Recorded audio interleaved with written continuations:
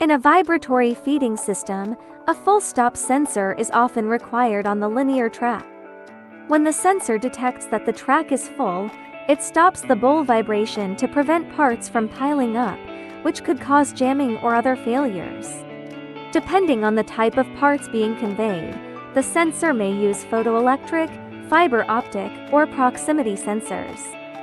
However, the wiring method for connecting these sensors to the controller are the same.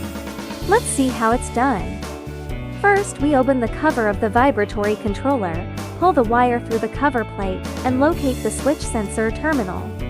Then we can connect the brown wire to +24 volts, the black wire to input, and the blue wire to ground. After the wires are connected, we can turn on the controller.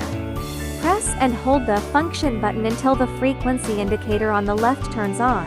Then, press the function button again to switch to the on delay or off delay indicator. Use the up or down button to adjust the delay time based on the actual part flow conditions. Off delay setting means how long the vibratory bowl continues running after receiving an on signal from the sensor. If the off delay is too short, the vibratory bowl may stop frequently, reducing feeding efficiency. If the off delay is too long, excessive parts may accumulate at the bowl's outlet before stopping.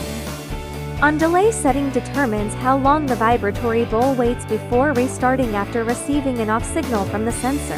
For full stop on linear tracks, the factory default on delay is 0.2 seconds, which usually does not require adjustment.